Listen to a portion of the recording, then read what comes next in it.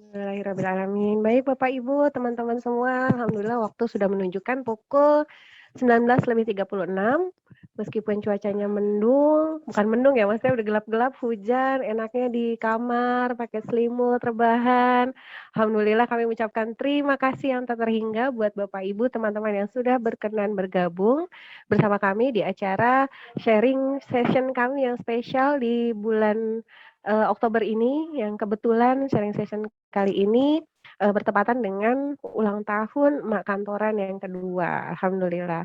Baik Bapak Ibu, tanpa berpanjang kalam lagi kita buka dulu acara hari ini dengan sama-sama kita baca basmalah. Bismillahirrahmanirrahim. Sedikit saya memberikan gambaran. Oh ya, sebelumnya perkenalkan dulu, nama saya Suci Julianingsih. Saya termasuk di dalam tim di Mak Kantoran. Dan hari ini saya akan menjadi MC yang akan membawa acara ini dari awal hingga akhir nanti. Dan sedikit mungkin saya berikan gambaran tentang acara kita pada hari ini. Hari ini kita akan kedatangan 2 orang narasumber yang luar biasa ya, seperti tema yang kami angkat kali ini, "Kamulah Wanita Hebat Itu," gitu. Saya yakin semua Bapak Ibu, teman-teman yang ada di sini, apapun profesinya, apapun aktivitasnya adalah orang-orang yang hebat. Tetapi kami mencoba untuk mengambil sebuah contoh teladan yang mungkin akan bisa kita ambil pelajaran dari kedua narasumber kita tentang kehebatan-kehebatan versi mereka. Dan saya yakin Bapak Ibu juga memiliki kehebatan-kehebatan versi Bapak Ibu dan teman-teman semua. Hanya saja untuk kali ini kita akan coba melihat bagaimana perempuan-perempuan tangguh di luar sana yang berusaha untuk menyeimbangkan perannya sebagai seorang ibu, sebagai seorang pekerja, dan juga manajer rumah tangga, Masya Allah ya.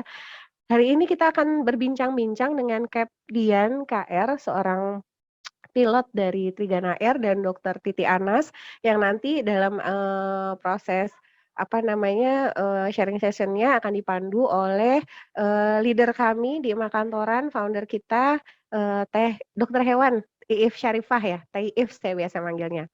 Dan di acara kali ini pun tidak lupa kami akan menyampaikan beberapa hal spesial ya di acara hari ini. Yang pertama adanya launching buku antologi Diari Makantoran. Jadi Bapak Ibu, teman-teman, semuanya, kami pernah ada kelas menulis dan dari hasil kelas menulis itu alhamdulillah telah diluncurkan atau di-launching sebuah buku yang berisi tentang diarinya para ibu-ibu bekerja gitu, yang di sini dalam bentuk antologi judulnya Diari Mak Kantoran. Selain itu nanti kita juga akan ada pengumuman pemenang dari Mak Kantoran Video Challenge. Ini ada beberapa video yang bagus-bagus semuanya, tapi kami akan memilih yang terbaik yang akan kami tampilkan nanti videonya di sini tentang bagaimana sih mereka memberikan gambaran aktivitasnya selama bekerja dan di rumah juga.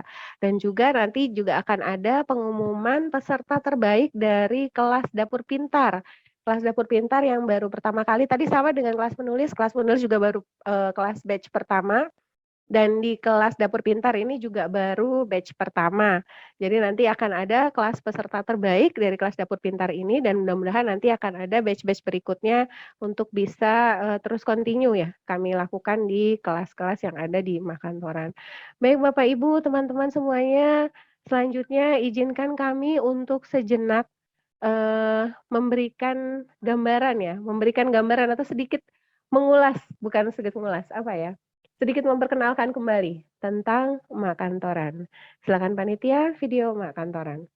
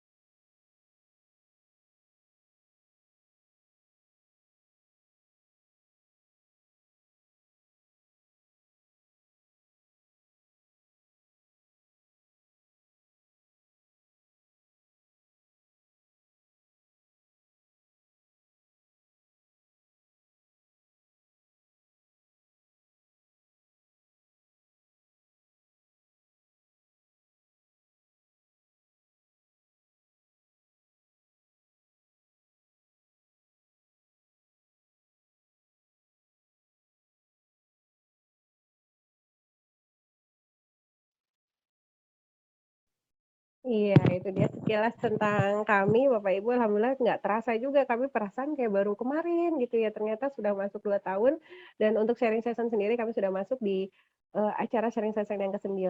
Dan acara pada hari ini tidak akan terlaksana juga tanpa support dari para sponsor dan pendukung kami. Terima kasih para sponsor, di antaranya mungkin yang utama untuk, hadiah utama yang akan kita berikan di lomba video challenge Makantoran itu dari Pegadaian Syariah, dan juga ada beberapa, sponsor lain. Nah, ini dia sponsor-sponsor kami di acara sharing session yang ke-9.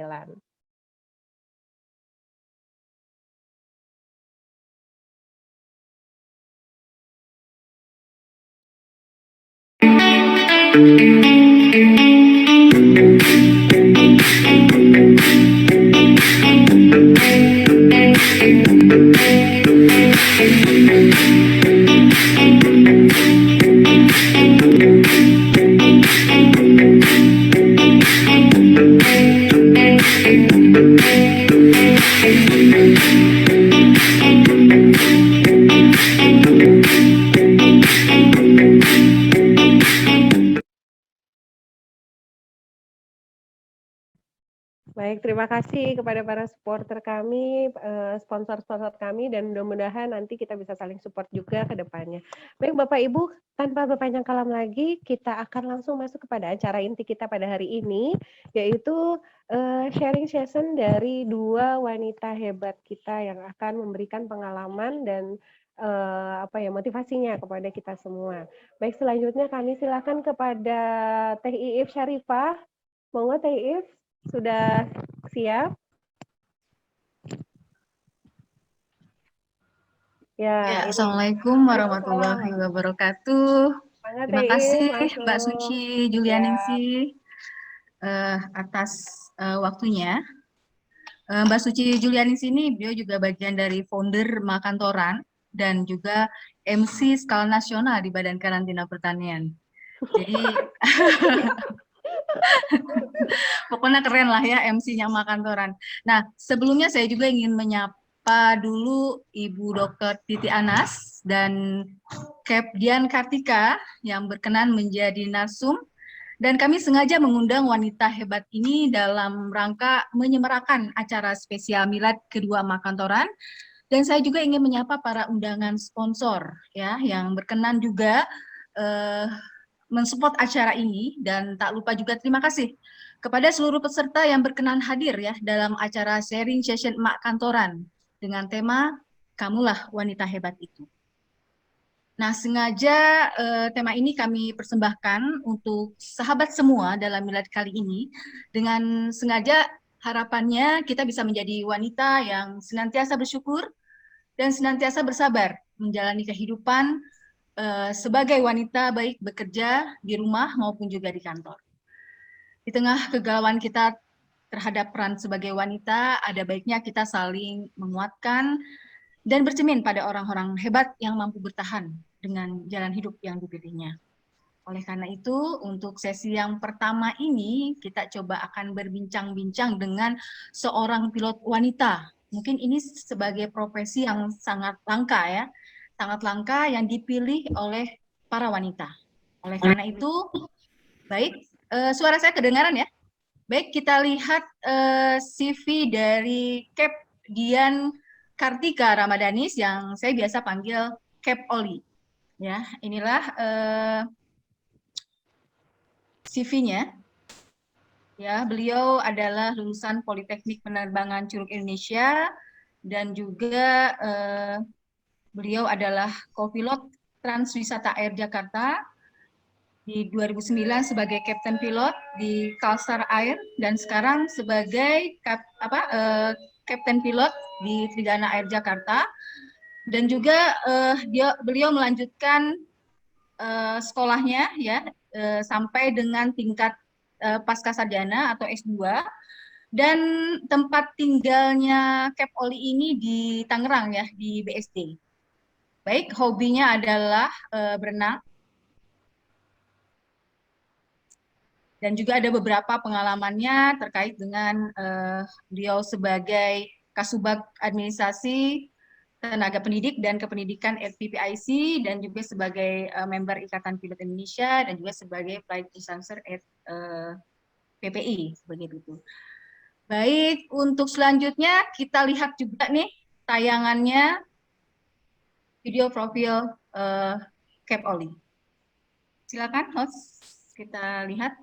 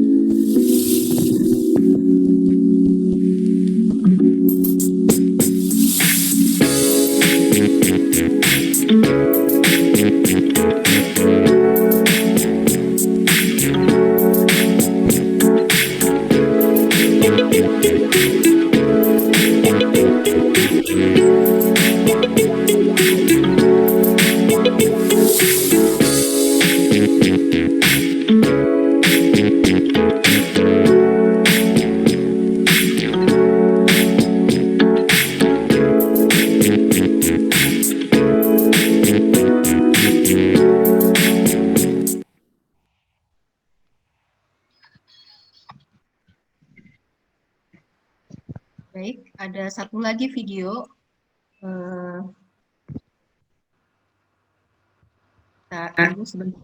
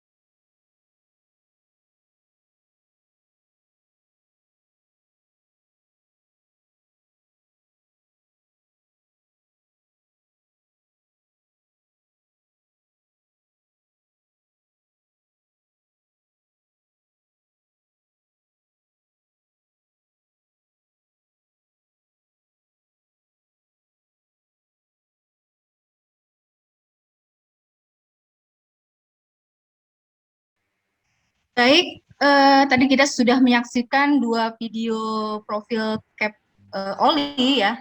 Saya pikir video yang kedua itu kita diajak terbang gitu ya, Cap Oli. Baik, tidak berpanjang lebar lagi, langsung saja saya panggil Cap Dian atau biasa dipanggil Momi Oli untuk mengisi acara di sesi pertama.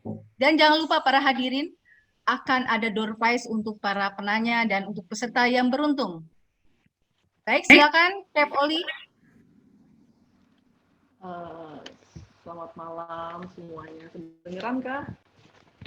Kedengaran, kedengaran. Cuma agak kecil aja suaranya.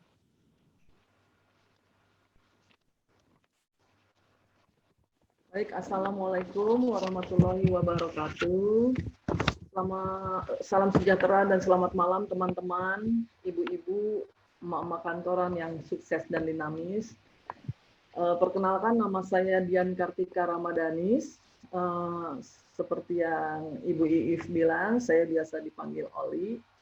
Keluarga, teman-teman, semua manggilnya Oli, Teh Oli, Mami Oli, Mbak Oli.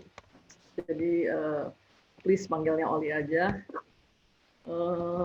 Saya akan menjelaskan tentang sedikit tentang saya. Mudah-mudahan nggak panjang lebar. Saya merupakan anak keempat dari 4 bersaudari. Kita berempat perempuan semua, alhamdulillah. Kedua orang tua saya saat ini sudah meninggal, dan kakak saya yang nomor 1 pun sudah meninggal. Jadi kami sekarang tinggal bertiga. Saat ini saya tinggal di Gading Serpong dan memiliki 3 orang anak. Anak tertua saya perempuan, saat ini kuliah di Universitas Trisakti di Fakultas Desain Interior. Anak saya yang kedua kelas 9 di Pesantren Tahfiz Darul Quran Cipondoh Tangerang. Dan yang kecil baru berusia 6 tahun, kelas 1 SD di Islami.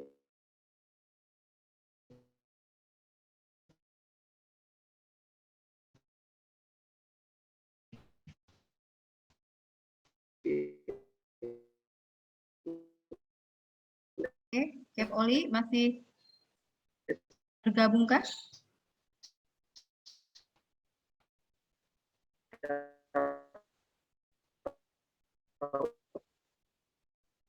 Sinyalnya mungkin kurang bagus ya.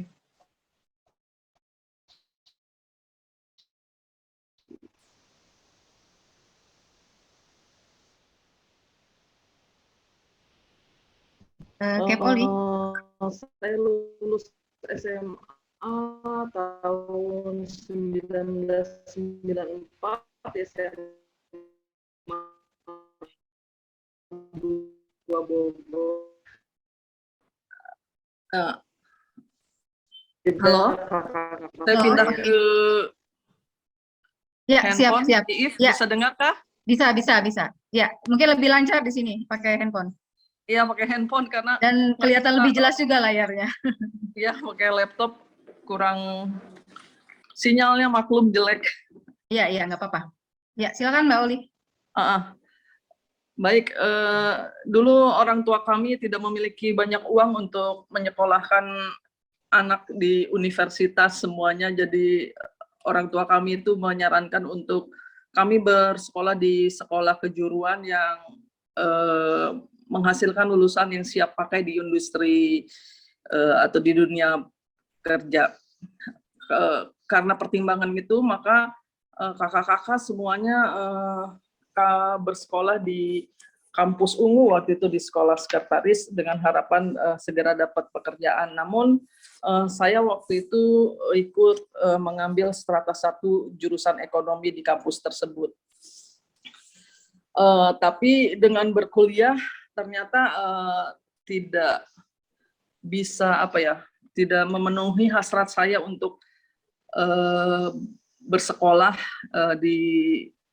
mencari sekolah yang sesuai dengan minat dan bakat saya. Ya, sejak kecil kebetulan saya agak sedikit tomboy dan banyak bermain dengan laki-laki, jadi saya mencari pekerjaan yang sesuai dengan bakat saya, dan akhirnya saya mendaftarkan sekolah di PLP Curug, sekolah pelatihan penerbangan di Curug, Tangerang. Saya mengambil jurusan penerbang. Latar belakang lain karena orang tua saya, bapak saya waktu itu anggota TNI AU. Ya, sejak kecil saya memang bermimpi waktu itu masih mimpi gitu untuk menjadi seorang penerbang, dan kayaknya nggak mungkin, tapi akhirnya ada kesempatan PLP Curug membuka rekrutmen untuk pilot wanita setelah selama ini sempat vakum 10 tahun tidak ada penerimaan pilot wanita, dan saya memberanikan diri untuk daftar. Alhamdulillah saya mengikuti setiap prosesnya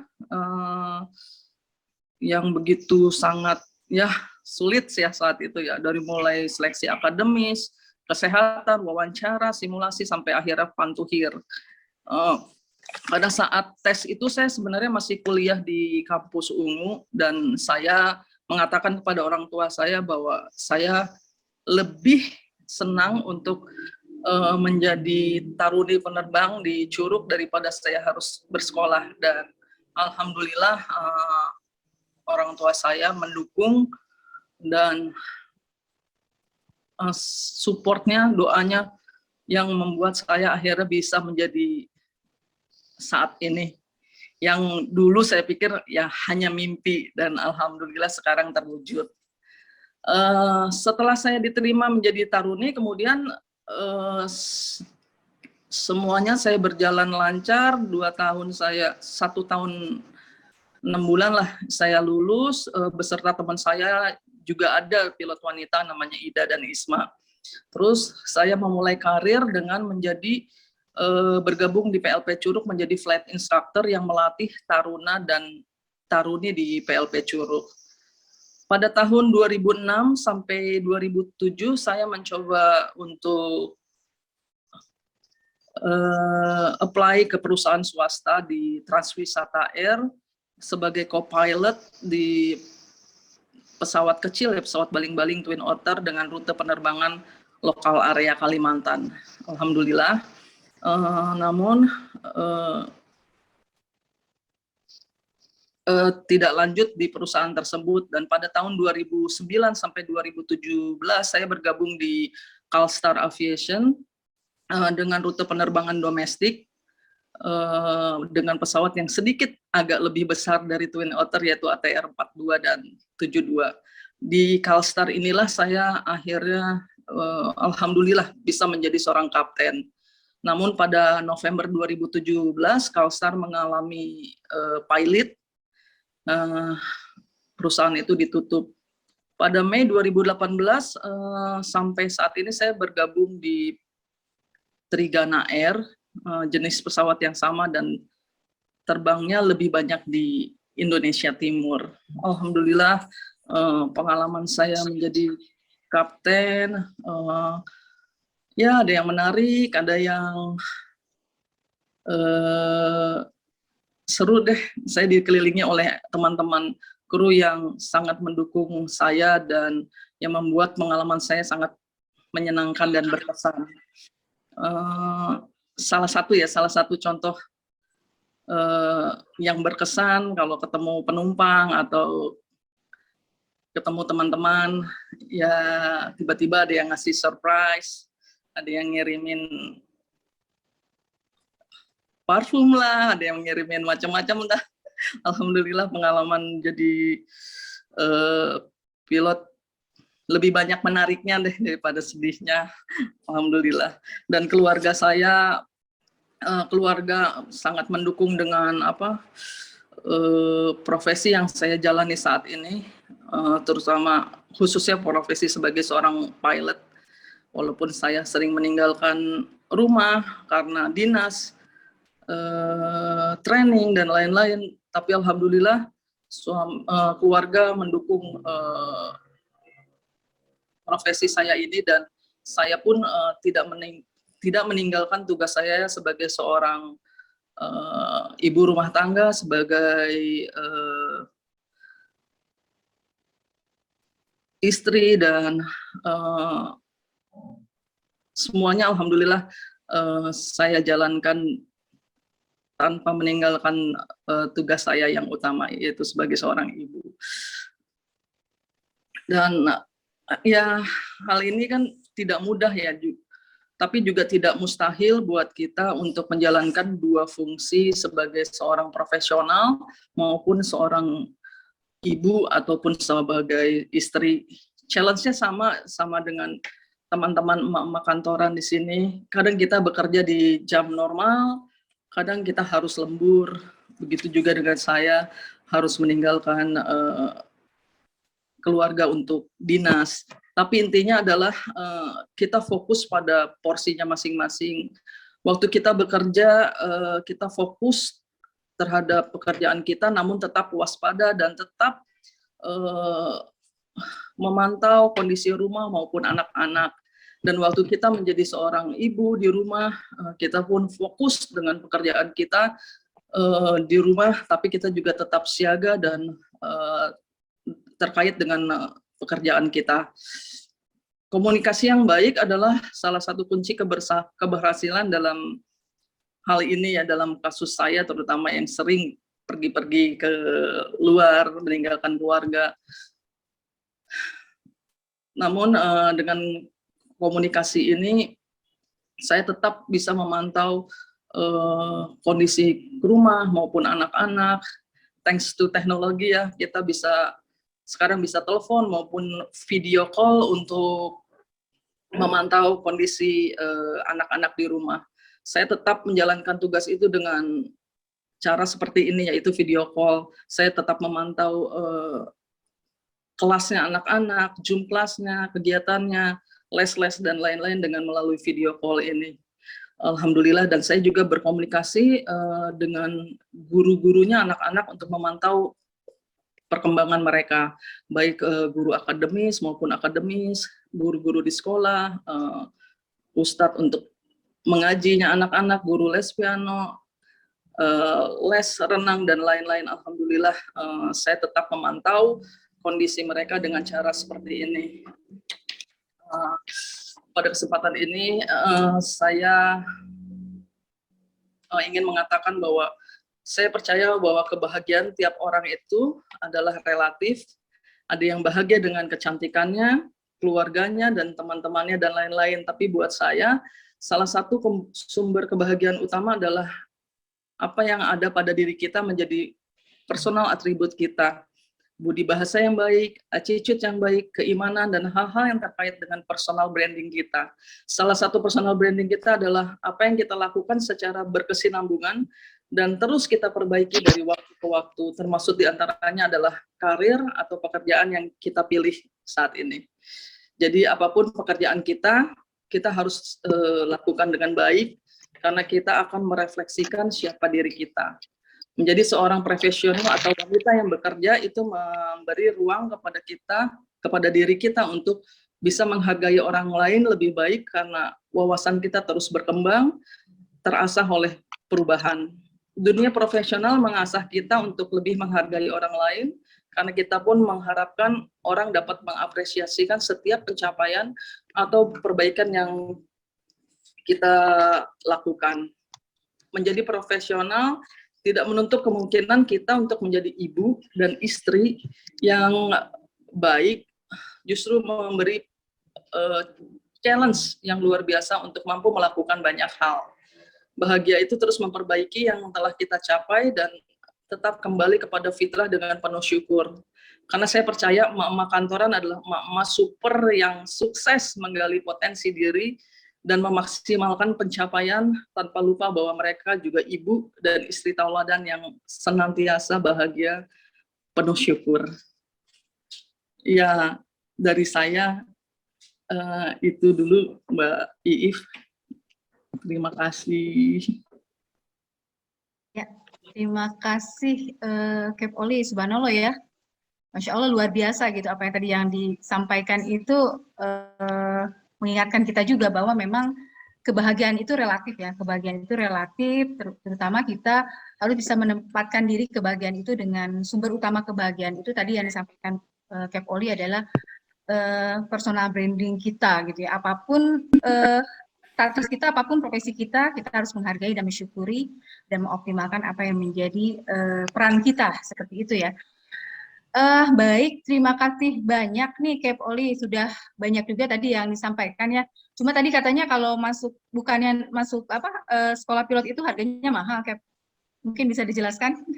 Alhamdulillah, saya pada saat itu dapat sekolah pilot yang subsidi pemerintah, hampir 100% subsidi pemerintah.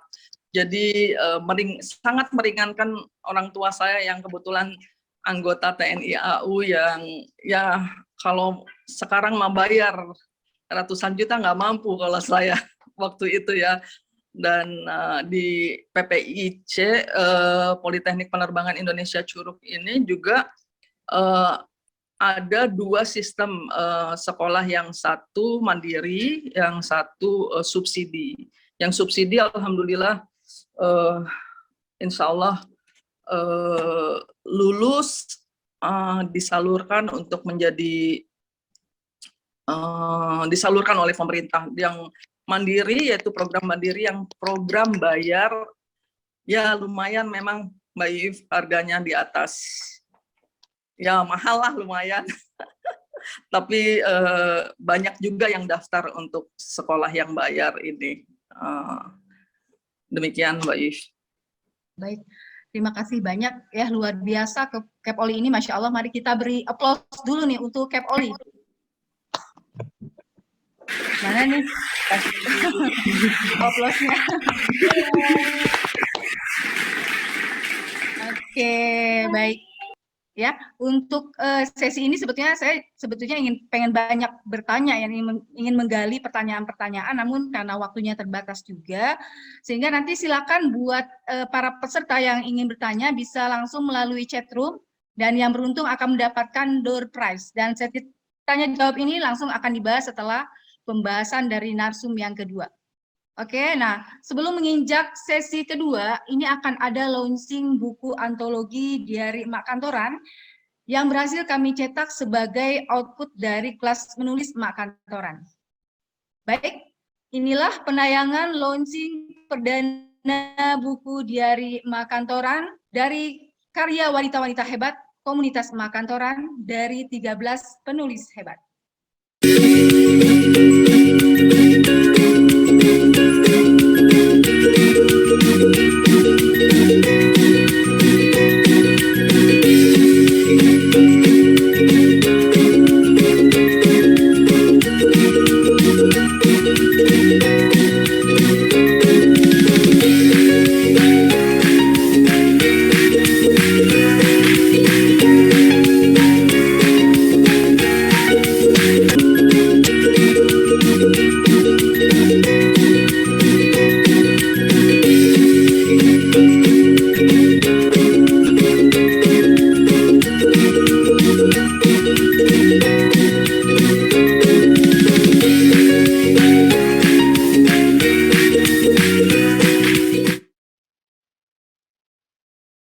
Assalamualaikum warahmatullahi wabarakatuh. Nama saya Eni Saswianti. Pengalaman selama proses menulis Diari Emak Kantoran. Wah, rasanya luar biasa sekali. Bisa merefresh otak kanan. Dari tadinya yang tulisan-tulisan itu hanya sekedar coret-coretan, ini bisa menjadi suatu cerita yang utuh, cerita yang mungkin bisa menginspirasi teman-teman semuanya, walaupun nanti mungkin cerita itu tidak benar-benar murni nyata, banyak diberi bumbu.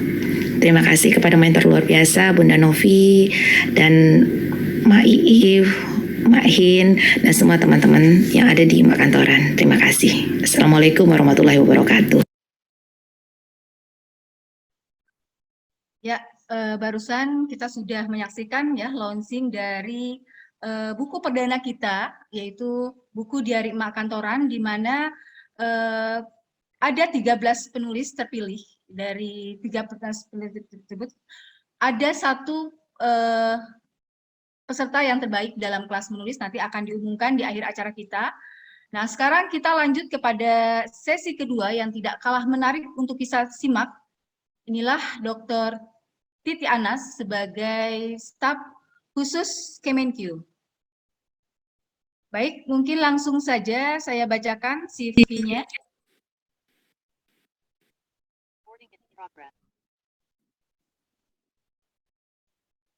Ibu Titi Anas ini adalah seorang ibu dari 3 anak juga, sama dengan tadi Kep Oli. Nah, hanya berbeda profesi, gitu ya. Dr. Titi Anas ini adalah sebagai staf khusus Menteri Keuangan yang memang mungkin lebih banyak di dalam ruangan ya, dibanding tadi mungkin kalau Kep Oli lebih banyaknya di luar gitu ya, di udara seperti ini. Nah, beliau juga pendiri PT Rumah Riset Presisi Indonesia dan juga sebagai trade advisor di Prospersisi, dan juga pernah menjadi peneliti di CSIS selama 19 tahun dan juga pernah menjadi dosen di berbagai universitas. Kalau tidak salah sebagai dosen juga di Universitas Pajajaran ya, Dok ya. Dan beliau adalah lulusan Australia dan S1-nya adalah di Universitas Indonesia. Baik, langsung saja saya panggil Dr. Titi Anas untuk menyampaikan pesan-pesan buat kita di malam hari ini. Silakan, Dr. Titi. Assalamualaikum. Waalaikumsalam warahmatullahi wabarakatuh. Apa kabar? Alhamdulillah, akhirnya ketemu muka ya. Iya. Tadi pagi baru WhatsApp aja ya. Gimana Bu kabarnya? Baik ya? Alhamdulillah sehat. Selamat ya buat Emak Kantoran milad kedua. Iya, masih Insya baik, Allah Dok. makin manfaat dan barokah. Amin, amin. Ya, silakan, Dok. Ya, saya share screen sendiri aja ya. Oh, boleh, boleh, silakan. Ya, makasih. Boleh di enable ya. Makasih.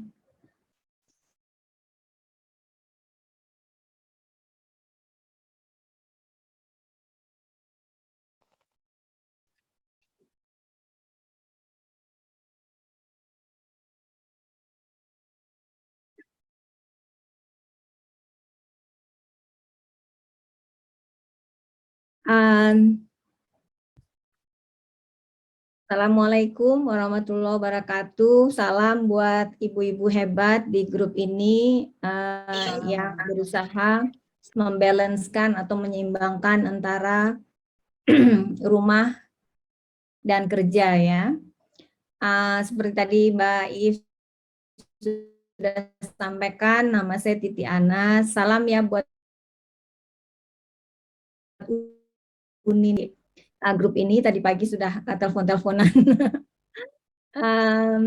Putra saya sekarang sih sudah besar ya, yang paling besar itu sudah lulus S1 ya, yang paling kecil udah SMA kelas 2. Nah, saya jadi staf khusus Menteri Keuangan itu baru, kayaknya ada Mbak Widi ya dari Kementerian Keuangan juga yang bergabung hari ini. Baru dari 2020 Februari ya, pas sebelum COVID. Nah, saya 4 tahun terakhir itu mengajar di FEB Unpad karena saya tinggal di Bandung sejak saya pulang dari, kayaknya lebih dari 4 tahun ya, saya mengajar dari 2013 sebetulnya saya ngajar di Unpad itu, cuman jadi dosen tetap itu baru 3 tahun. Nah, ini mungkin saya cerita aja ya, sebagai pengantar aja untuk diskusi kita malam ini. Perjalanan saya tuh ya mengalir aja seperti air lah kalau saya bisa bilang ya. Pokoknya di mana saya terdampar saya melakukan sesuatu di situ gitu. Nah, jadi dulu saya kecilnya di Payakumbuh sama dengan Uni Ira. Dari TK sampai SMA tuh saya di Payakumbuh. Lalu alhamdulillah beruntung diterima di Universitas Indonesia jurusan ekonomi. Nah, saya melanjutkan kuliah di Universitas Indonesia jurusan ekonomi, Fakultas Ekonomi jurusan Ilmu Ekonomi. Dari pas kuliah itu macam-macam lah yang dilakukan ya. Pertama kali ke Jakarta, banyak kesempatan ya, diambil aja semua kesempatan yang ada. Kemudian saya tuh lama kuliahnya tuh dulu tahun 95 saya baru lulus. Lama, jadi menikmati karena susah masuknya katanya. Jadi lama-lama di Fakultas Ekonomi. Nah, waktu saya tingkat akhir itu kebetulan dapat kepala jurusannya agak susah, jadi skripsinya jadi susah gitu ya, jadi saya akhirnya bekerja, tidak mengerjakan skripsi. Kebetulan bekerja di tempat yang menyenangkan, dapat uang lagi ya, sebetulnya yang paling penting itu dapat uangnya kayaknya waktu itu tuh. Tapi kemudian saya bertemu dengan pembimbing yang memang saya inginkan dari awal gitu. Sehingga saya bisa meneruskan skripsi saya dan selesai pada tahun 1995. Nah, kemudian tahun 95 itu kantor saya yang enak itu tutup ya. Terus saya pindah ke tahun 94 ya. 94 itu kantor saya yang enak itu tutup. Saya pindah ke CSIS dan kebetulan pembimbing saya memang di CSIS waktu itu, dan sampai ya beberapa tahun yang lalu saya resign dari CSIS. Nah, dalam bekerja di CSIS karena saya memang senangnya meneliti, menulis gitu ya. Jadi kalau teman-teman tadi ada Selamat nih yang sudah menulis buku antologi, keren banget ya. menulis itu ternyata memang nggak mudah ya. Jadi dulu waktu saya di Fakultas Ekonomi kan skripsi itu menulis ya sebenarnya, dan itu cukup sulit buat saya. Kemudian saya masuk ke CSIS, itu pekerjaannya ya memang menulis, belajar belajar menulis gitu ya kira-kira. Nah, jadi saya tuh belajar banyak itu di CSIS untuk menjadi penulis sebenarnya. Bekerja di CSIS itu adalah kesempatan untuk sekolah ke luar negeri. Nah, jadilah saya 96 itu kuliah ke Australia dan dapat master 98. Kembali ke Indonesia ya kembali lagi ke CSIS, belajar lagi, menulis lagi, belajar lagi, menulis lagi, begitu aja. Cukup rutin aja begitu. Tapi menyenangkan karena memang saya hobinya membaca dan menulis gitu. Kemudian selesai, nah mungkin saya menikah itu mungkin ya yang jadi cerita kita, sharing kita malam ini. Jadi saya menikah itu pada tahun 96 ya, waktu saya sedang mengambil master di Australia ya. Dan kebetulan saya ya karena calon suami saya waktu itu ya berarti kan tinggalnya di Indonesia, saya di Australia sekolah. Jadi kita dari awal memang sudah long distance relationship ya. Jadi dari awal kita bertemu, nggak terlalu lama ya perkenalannya waktu itu, PDKT-nya terlalu lama. Dari awal kita udah sama-sama tahu bahwa kita sama-sama bekerja dan bekerja di kota yang berbeda. Sehingga ya semua mengalir aja dari situ ya, dari kondisi bahwa kita sama-sama bekerja dan bekerjanya di daerah yang berbeda gitu. Jadi nggak tidak ada yang spektakuler lah gitu. Kemudian saya ambil PhD itu sudah agak lama ya dibandingkan saya mengambil master. Jadi saya punya anak pertama itu tahun 99. Jadi selesai sekolah, pulang ke Indonesia, bekerja, anak saya yang lahir tahun 99. Nah, saya baru ambil PhD itu 2012, jadi 10 tahun setelah saya hampirlah 10 tahun setelah saya lulus S2. Jadi mungkin jadi pertanyaannya, kenapa lama sekali? Biasanya kan orang master terus langsung PhD. Kalau saya tuh 10 tahun kemudian baru bisa mengambil PhD. Dan saya mengambil PhD itu kondisinya adalah saya sudah punya anak 3 tuh. Anak 3 paling besar pada waktu itu umurnya 9 tahun ya. Mungkin, nah ini kebetulan ada teman saya yang menulis tentang sedikit tentang saya waktu di Australia dengan 3 anak. Anak saya yang paling besar, nah waktu itu umurnya 9 tahun. Anak saya yang pertama dan yang kedua beda umurnya mungkin cuma 22 bulan ya. Jadi sekitar 7 tahun waktu itu. Dan yang paling kecil baru 4 tahun. 4 tahun itu setahun pertama suami saya bisa ikut itu waktu itu menemani kita semua di sana. Tapi kemudian pada tahun kedua beliau kembali ke Indonesia karena pekerjaan. Nah, complicated sih waktu itu. Pada tahun kedua itu artinya anak saya baru umurnya 5 tahun ya, 5 tahun yang paling kecil, sehingga dia nggak bisa after school di SD gitu ya, karena dia baru TK waktu itu. After school hanya bisa untuk anak SD. Jadi keputusannya akhirnya ya anak saya yang paling kecil ikut suami saya pulang ke Indonesia sampai dia berumur 6 tahun supaya dia bisa masuk child after school di Australianya, karena di Australia peraturannya sangat ketat, anak di bawah umur tidak boleh ditinggal sendiri di rumah. Sementara saya kan dari pagi sampai sore itu mestinya di kampus gitu ya. Nah, buat anak-anak yang SD itu setelah sekolah, di dalam sekolah itu ada yang namanya after school care, dan anak-anak saya bisa di sana di after school care itu sampai pukul 6, sama persis dengan waktu saya berada di kampus ya. Namanya juga mahasiswa harus ada di kampus.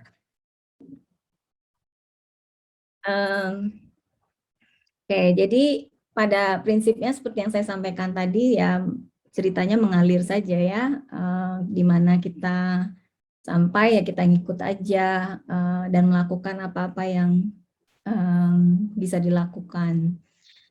Nah, jadi kalau refleksi kehidupan saya setelah menikah itu ya bisa dibilang comprise of 3 things.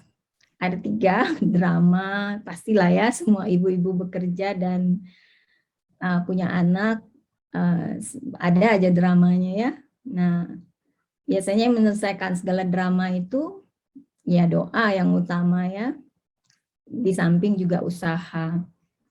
Tapi yang saya yakin itu lebih banyak doa tuh yang mensukseskan hal-hal yang tak mungkin dicapai pada waktu-waktu yang berat ya.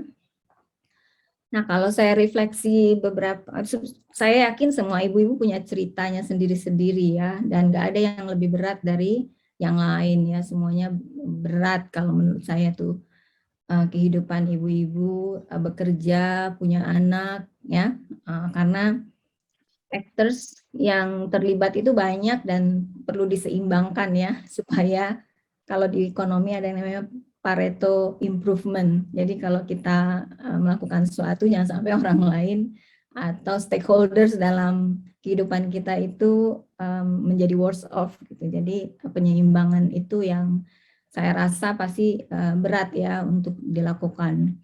Namun mungkin saling mengerti antara pasangan itu mungkin yang paling awal ya, utama, sehingga kedepannya arah dan penyelesaian masalah itu lebih mudah ya.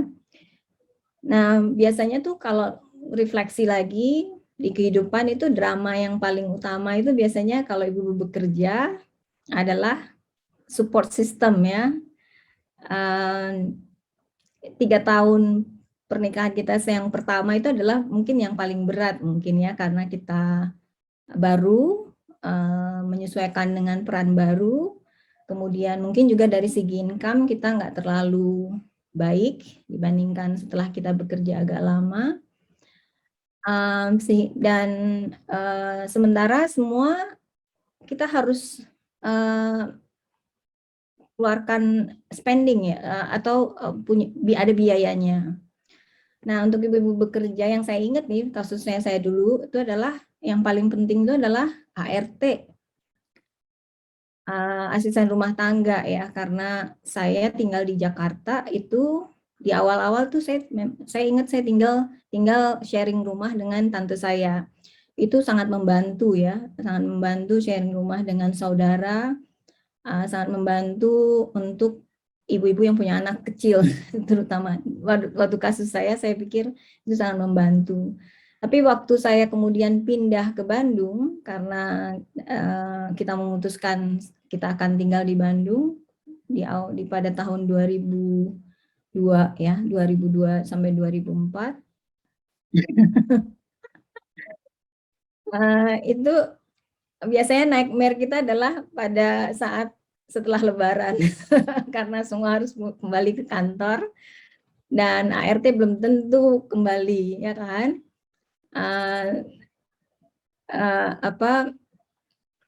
Suka-sukanya aja kan, ART hanya dia dan Allah yang tahu kapan dia akan kembali ke kita kan. Nah itu zaman dulu tuh belum ada yang namanya laundry kilauan, itu hidup juga tuh untuk laundry kilauan zaman sekarang ya. Pokoknya nightmare lah after Lebaran, dan itu kita alami beberapa kali ya. Nah syukurlah ya, saya tuh bekerja di kantor yang rada fleksibel dalam arti kata itu saya nggak perlu masuk jam 8 pulang jam 5 dulu ya. Saya nggak perlu datang jam 8, pulang jam 5, yang penting ada tulisan yang dihasilkan gitu.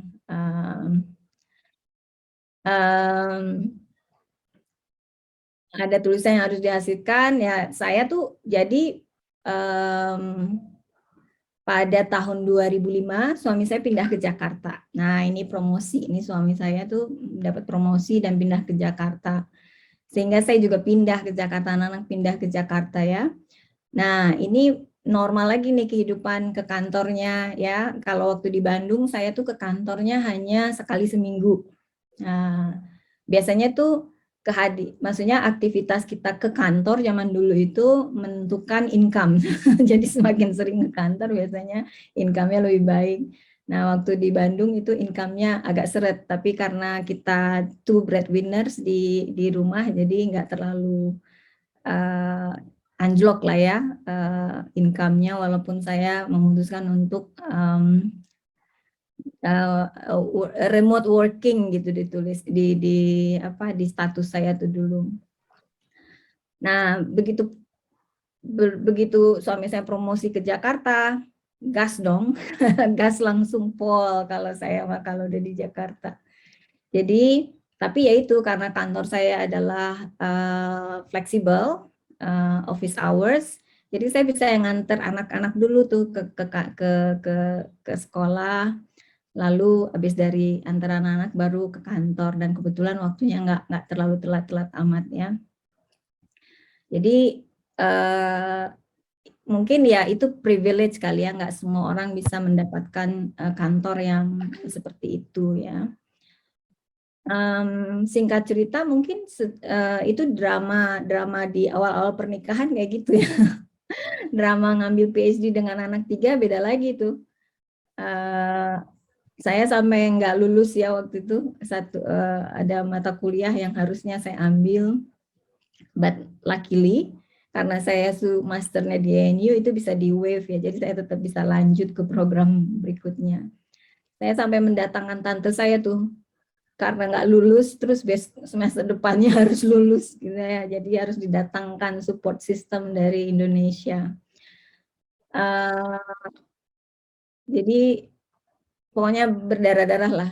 Singkat cerita, dengan perjuangan dan doa serta air mata, PhD-nya selesai. Nah, jadi ya itu saya pikir tadi semua orang punya cerita lah ya tentang kehidupannya, dan sama beratnya kalau menurut saya sih. Cuman jalan yang diambil itu berbeda-beda. Nah, buat kasus saya itu saya bisa melalui banyak drama itu ya karena keluarganya relatively supportive ya. Suami saya very supportive, jadi lebih banyak ngalahnya gitu ya. Lebih banyak mendukungnya daripada oh saya maunya begini. Anak-anak saya kami didik untuk demokratik ya, menyampaikan apa keberatannya, menyampaikan apa keinginannya, tapi kadang-kadang juga nggak selalu berhasil sih. Ada aja yang kadang-kadang kita baru tahu belakangan karena anaknya nggak cerita gitu, macam-macam. Tapi anyway, supportive family ini sangat mendukung kita dalam berkarya dan juga memanage rumah tangga ya. Yang kedua yang saya pikir juga penting itu adalah support system. Support system kita di Indonesia yaitu ART, dan kalau income sudah lebih baik ya ada supir juga yang antar jemput anak-anak gitu kan. Cuman kalau sekarang ini saya pikir-pikir karena 5 tahun terakhir saya itu banyak di Kementerian Keuangan, jadi saya bergaul dengan teman-teman yang mah muda gitu ya, mamah-mamah muda yang baru menikah, baru punya anak 1, atau anaknya masih balita gitu ya, dan biasanya tuh kesulitannya adalah yaitu karena masih menyusui atau anak-anaknya belum sekolah, sehingga membutuhkan tempat. Nah, alhamdulillah kalau di Kementerian Keuangan tuh punya tempat childcare gitu ya. Saya ingat tuh zaman saya di Jakarta, itu juga yang menjadi masalah itu dulu. ART nggak ada. Nah, harus ke kantor karena biasa kan kadang-kadang walaupun fleksibel kantornya ada aja yang harus dikerjakan dan kita harus ke kantor gitu. Jadilah tempat penitipan anak atau childcare itu menjadi solusi. Nah, tapi biasanya ini kualitas berbanding lurus dengan harga ya. Nah, waktu itu kita nggak bisa afford yang mahal-mahal gitu. Kita dapat di dekat on the way ke kantor gitu ada tempat penitipan. Yang ada tuh anak saya tuh sering sakit kalau udah pulang dari TPA itu. Tapi ya namanya hidup dijalanin gitu ya. Sakit ya akhirnya di rumah, terus kita nggak ke kantor dan seterusnya gitu. Jadi mungkin buat teman-teman kita yang masih muda, yang mungkin di waktu kuliahnya sangat brilian, tentu dia akan bermanfaat sekali ya untuk masyarakat banyak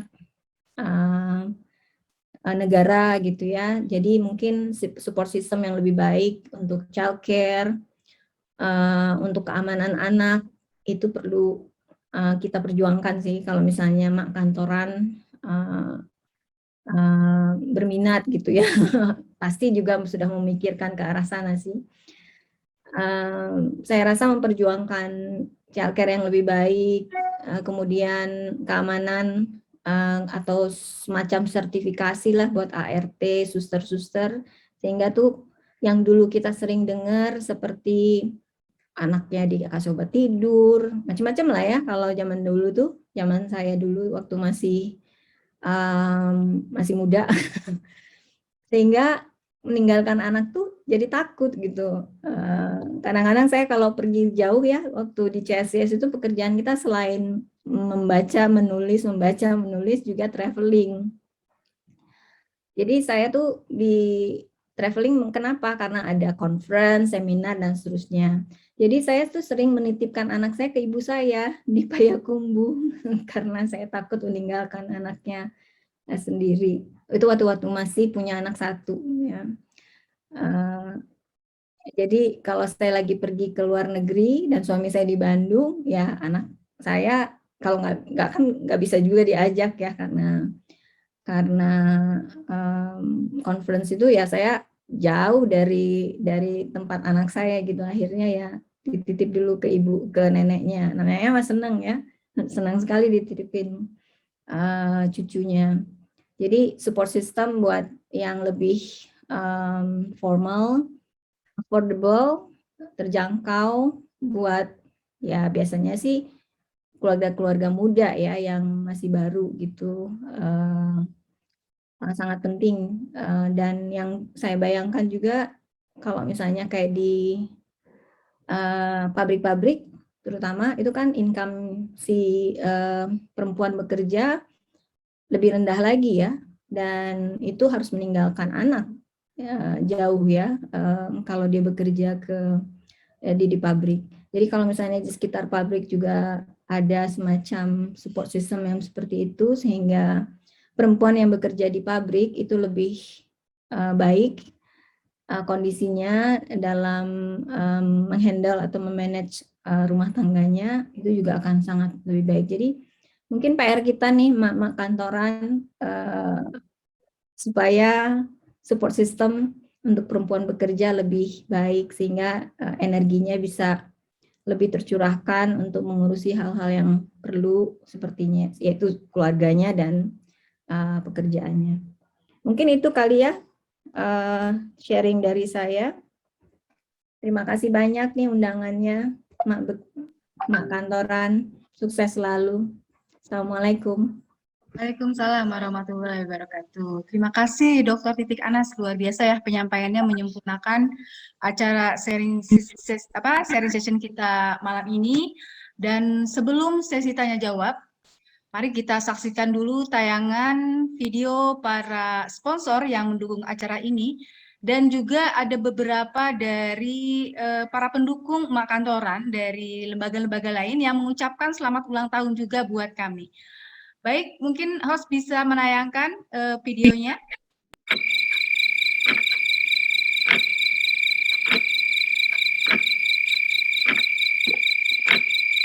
Ya Allah, berikan berikanlah hambamu kesempatan untuk beribadah ke rumahmu, ya Allah, sebelum Engkau memanggilku, ya Allah.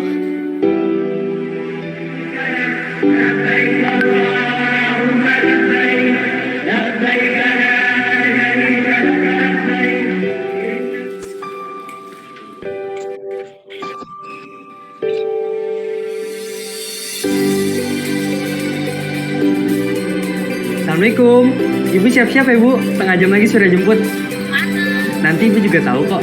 Nak, kamu mau isi formulir apa? Sudah saatnya Ibu naik haji. Surya mau daftarin Ibu di Harum Haji Pegadaian, Bu. Makasih, Nak. Bersama Pegadaian.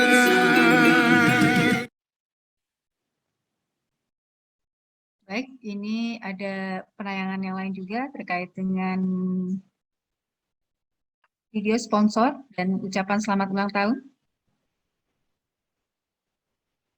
Dan siap-siap nih, sudah banyak pertanyaan dari para pemirsa.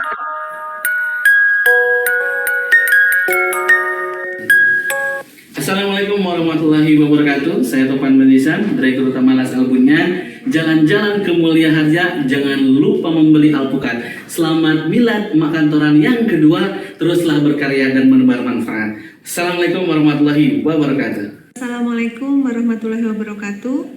Saya dengan Adrianing Tias, pemimpin cabang Pegadaian Syariah Margonda, mengucapkan selamat milad Mak Kantoran yang kedua. Seikat misis dicampur ketan, ditambah ketumbar jadilah ketupat. Semangat dan sukses Mak Kantoran, teruslah berkarya menebar manfaat. Assalamualaikum warahmatullahi wabarakatuh. Warahmatullahi wabarakatuh.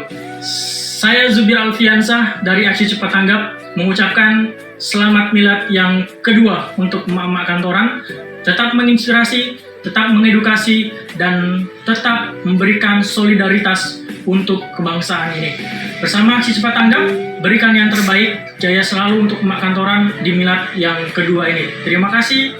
Wassalamualaikum warahmatullahi wabarakatuh. Assalamualaikum warahmatullahi wabarakatuh.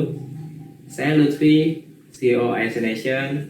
Kami mengucapkan selamat ulang tahun yang kedua buat emak kantoran. Semoga makin bermanfaat buat Indonesia. Kita udah kolaborasi ya di webinar persiapan LPDP. Semoga besok-besok lagi ya. Saya ini dengan pantun, emak-emak naik metik, antar orang lahiran. Belok ke kiri, sen malah ke kanan. Buat teman-teman emak kantoran, happy milad yang kedua. Jangan lupa makan-makan. Assalamualaikum warahmatullahi wabarakatuh.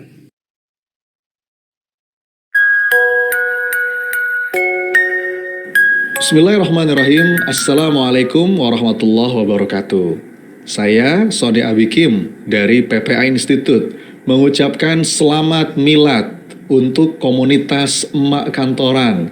Semoga semakin berkah setiap urusannya, terus dibimbing, dituntun, dan ditemenin Allah dalam setiap langkah dan upaya-upaya amal solehnya. Saya beberapa kali diundang untuk berbagi di komunitas emak kantoran ini, dan saya sangat merasakan ghiroh yang begitu besar, semangat yang begitu besar untuk berkontribusi dalam manfaat. Semoga setelah ini, ke depannya, dan seterusnya, komunitas emak kantoran semakin luas manfaatnya untuk umat. Selamat barakallah. Assalamualaikum warahmatullahi wabarakatuh. Saya Asama Jaya, founder Apku Sugesti Motivatindo. Selamat ulang tahun untuk emak kantoran yang kedua. Tetap bermanfaat, bermaslahat, dan berguna bagi umat. Assalamualaikum warahmatullahi wabarakatuh. Saya Jamaluddin Malik, peneliti pada Kementerian Lingkungan Hidup dan Kehutanan, mengucapkan selamat hari ulang tahun yang kedua atau milad yang kedua dari komunitas emak-emak kantoran. Kita lihat di medsos, kegiatannya ini sangat positif bagi kaum ibu atau emak-emak yang memang sehari-hari bekerja di kantoran untuk melepas kejenuhan dan lain-lain. Itu sehingga berharap bisa memberikan sesuatu yang baik, positif pada para ibu, para emak yang sibuk di kantoran.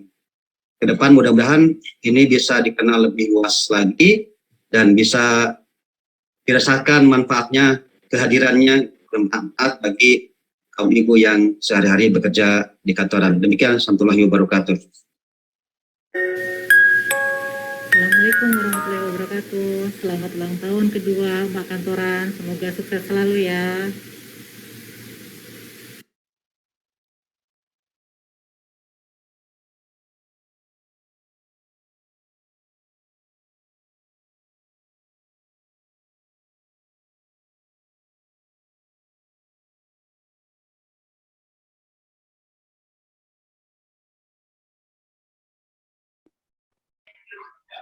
Teh masih di mute suaranya. Oh ya, maaf. Ya, terima kasih atas penayangan video-video sponsornya, dan kita langsung saja nih, sangat banyak nih pertanyaan-pertanyaan yang datang dari para pemirsa yang mungkin sangat menarik untuk dibahas bersama-sama.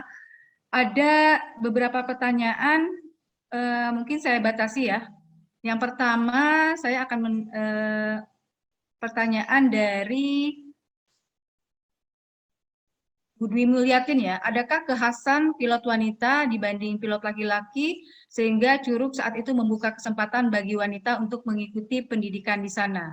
Mungkin 3 pertanyaan dulu ya. Lalu yang kedua, bagaimana cara Mbak pertama kali meyakinkan suami dan anak-anak dalam melaksanakan tugas terbang ke daerah yang jauh dan perlu waktu lama?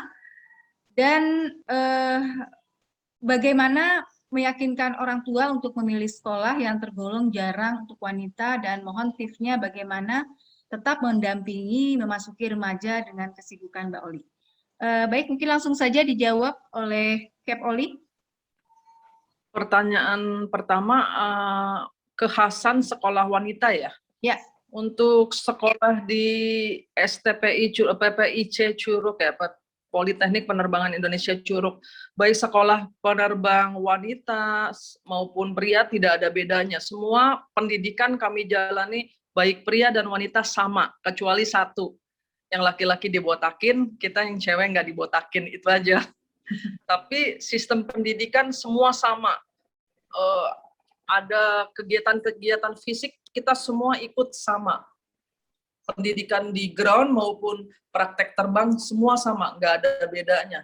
Jadi kalau ada yang underestimate, ada yang mengecilkan kita, ya pasti ya di dunia penerbangan yang penuh dengan dunia laki-laki ya, kita pasti ada yang merasa underestimate kemampuan kita. Tapi kita bisa jelasin bahwa kita melakukan semua kegiatan itu, pendidikan semua sama. Jadi nggak ada pengecualian, ada ya, tidak seharusnya mereka underestimate kepada kita gitu. Karena kita lakukan apa yang mereka lakukan. Pilot perempuan melakukan apa yang dilakukan pilot laki-laki gitu. Sama aja gitu.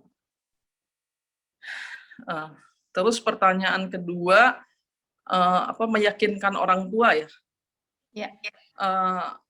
Waktu itu ibu saya ya sempat menangis gitu ya untuk saya memutuskan untuk sekolah pilot, karena kan mereka tahulah resiko-resikonya akan seperti apa gitu. Tapi kembali lagi mereka melihat bahwa anaknya yang kecil ini yang namanya Oli kayaknya untuk kuliah, untuk kuliah saya tidak mau waktu itu. Saya pengen kecil pengen jadi pilot. Setiap hari saya kalau ikut ke kantor bapak saya lihat pilot. Jadi di otak saya pengen jadi pilot gitu. Jadinya akhirnya mereka mengikhlaskan, oh ya mungkin sekolah yang cocok buat saya ya untuk terjun di dunia penerbangan ini menjadi pilot. Dan mereka pun akhirnya berusaha mengikhlaskan semua pilihan saya ini. Dan alhamdulillah saya mengikuti semua kegiatan tanpa mengeluh, dan mereka lihat saya kuat, dan mereka support sampai saya wisuda, sampai saya saat ini menjadi seorang pilot. Pertanyaan ketiga apa Mbak Yi? Tadi pertanyaan ketiga adalah apa ya tadi, bagaimana udah meyakinkan orang tua udah. bagaimana Mbak Oli menjalani kodas sebagai perempuan seperti hamil, melahirkan, dan mood yang naik turun di saat tertentu, atau juga masalah terkait keluarga dengan tantangan pekerjaan sebagai pilot. Iya, tadi juga ada meyakinkan suami dan anak-anak ya. Jadi suami juga udah tahu pekerjaan saya seperti ini, bahwa saya akan meninggalkan rumah dalam waktu yang cukup lama. Saya butuh support dan keikhlasan, alhamdulillah mengerti. Dan anak-anak karena ditinggal dari bayi, mereka pun sampai saat ini tidak ada satupun anak saya yang cengeng. Alhamdulillah mereka sangat-sangat mandiri gitu. Tidak pernah ada yang rewel. Menjalankan kodrat sebagai wanita, mungkin ada datang bulan, ada hamil dan lain-lain. Alhamdulillah saya setiap datang bulan tidak pernah merasa bad mood, dan biasa aja. Bahkan saya tidak secara physically juga saya tidak pernah merasakan apapun. Dan mungkin karena saya cuek, mungkin karena saya agak tomboy, jadi saya nggak pernah mengeluh, nggak pernah ngerasain sakit yang mungkin ada ya perempuan datang bulan bad mood, gimana jungkir-jungkir balik. Saya tuh alhamdulillah nggak pernah mengalami itu, jadi benar-benar santuy aja.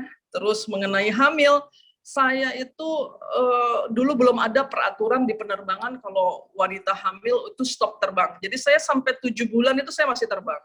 Itu di stop terbang karena udah nggak enak kali ya dipandang mata, kok ini hamil-hamil terbang. Tapi saya nggak betah di rumah, maksudnya nggak bisa diem gitu. Kebiasaan saya bergerak, jadi kalau libur lama saya yang nggak tahan. Jadi saya bilang saya walaupun hamil tidak pernah tidak bad mood, dan saya menjalankan tugas sebagai seorang pilot itu tidak berkurang sedikit pun tugas saya. Jadi walaupun hamil saya tetap terbang, saya tetap tugas, saya tetap mengerjakan pekerjaan saya di rumah saat saya di rumah. Alhamdulillah saya nggak ada muntah-muntah, ngidam atau apapun, nggak ada. Cuma ada kebiasaan-kebiasaan yang berubah gitu ya. Misalnya saya pengopi berat, tiba-tiba saya nggak ngopi. Nah itu saya langsung, oh ya efek-efeknya seperti ini. Agak sedikit ngantuk-ngantuk, tapi saya nggak pernah ninggalin tugas saya, alhamdulillah. Setelah kejadian setelah saya melahirkan dan lain-lain, baru ada pilot yang sempat ya keguguran saat terbang. Jadi akhirnya dibikinlah sekarang peraturan bahwa aircrew tuh yang baik pramugari maupun pilot, begitu dinyatakan hamil harus stop terbang karena meminimais risiko untuk keguguran dan lain-lain. Tapi pada saat saya waktu hamil dulu saya tetap terbang sampai 6,5 bulan sampai 7 bulan, alhamdulillah. Saya menikmatinya. Terima kasih. Oke, ini masih ada pertanyaan lagi nih, Cap Oli. Mbak Oli, pernah nggak di saat jadwal mau terbang, tiba-tiba ada kabar misalkan anak atau suami sakit, terus gimana nih cara mengatasi rasa bapernya, sementara butuh konsentrasi full pada saat terbang gitu kan? Seperti itu. Dan satu pertanyaan lagi, adakah tadi sudah ya, diskriminasi menjadi pilot perempuan karena pada umumnya pilot itu laki-laki? Mungkin tadi sudah dijawab ya pertanyaan itu. Jadi satu pertanyaan tadi saja, silakan dijawab. Oke, kalau diskriminasi udah pasti, itu udah pasti. Tapi sekali lagi kita jelasin bahwa kita melakukan tugas sama seperti pilot yang lain, pilot laki-laki. Jadi mereka tidak ada kesempatan untuk ngejatuhin kita ataupun underestimate kita. Kalau untuk masalah baper, anak sakit pernah. Anak saya sakit, yang pertama dirawat, sedih banget sih. Sedih banget sebagai seorang ibu nggak bisa dampingin anaknya di saat anaknya sakit gitu ya. Tapi saat itu keluarga meyakinkan semua under control, jadi nggak usah panik. Alhamdulillah karena dukungan keluarga menenangkan saya, jadi saya juga tenang. Jadi saya saat itu cuma bisa video call dan hanya bisa berdoa. Karena kalau saya izin karena keluarga, ya itu seperti saya bilang itu, saya nggak mau ada diskriminasi. Lu pilot cewek, karena lu cewek jadi spesial, bisa izin, bisa kapanpun. Ini ya, saya meminimais kata-kata seperti itu karena saya sudah terjun di dunia penerbangan, dunia laki-laki, jadi saya juga berusaha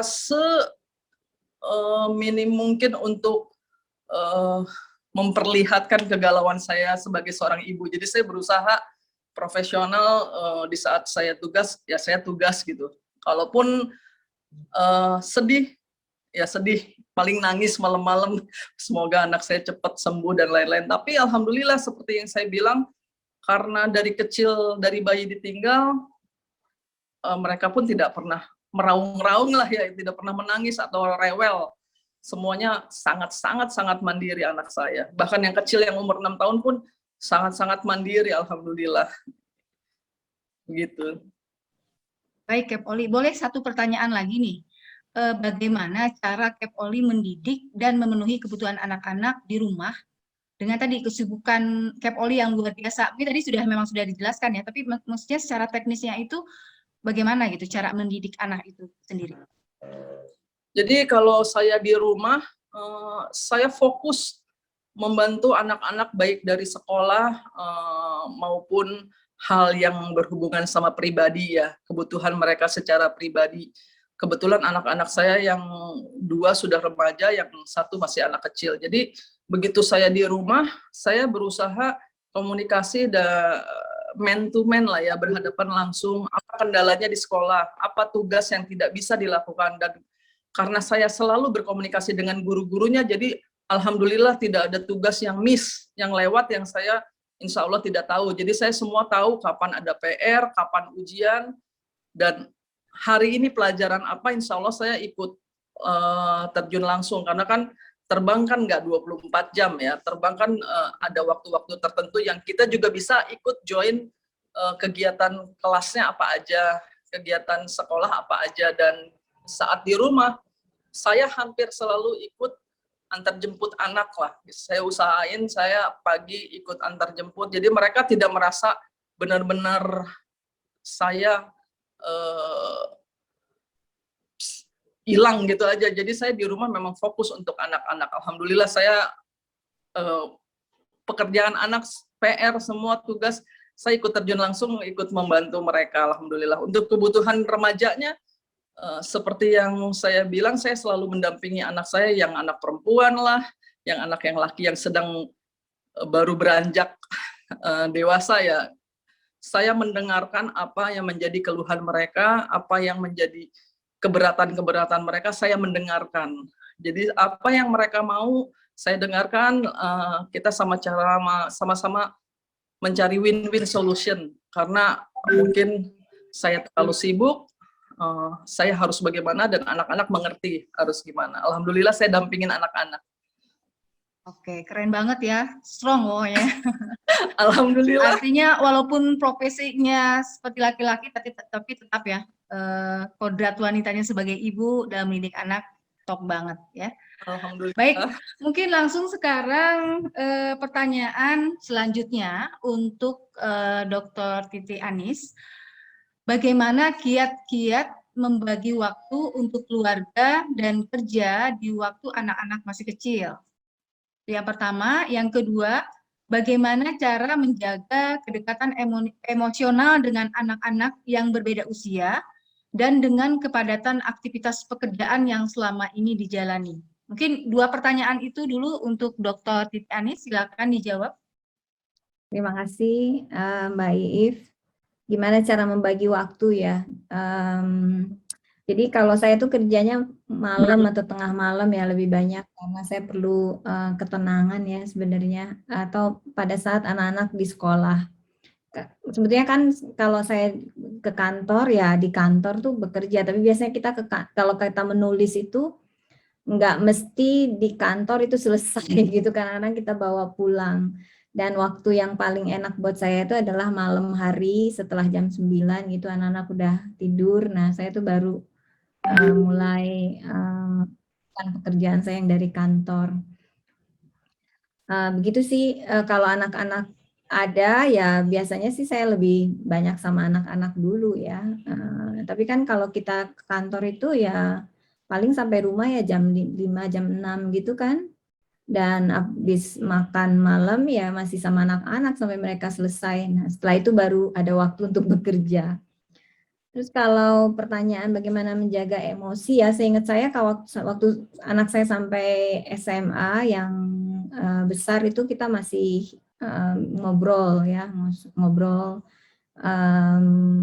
segalanya ibu gitulah ya, nanya ke ibu, ini ibu, itu ibu gitu. Tapi kalau sekarang kalau anak-anak udah besar tuh kayaknya mereka udah punya dunianya sendiri ya, jadi less interaksinya lebih sedikit dibandingkan dulu waktu mereka kecil. Itu sih paling ya ngobrol aja gitu sebenarnya kalau untuk mengikat ke emosi antara kita sama anak. Mungkin itu aja, Mbak Iyu.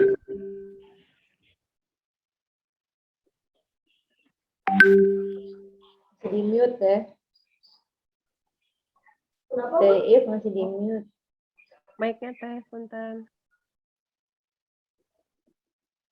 Ya, maaf. Baik, ini ada pertanyaan lagi nih, Dr. Titi Anis, mohon dijawab. Apakah pernah merasa jenuh dengan pekerjaan?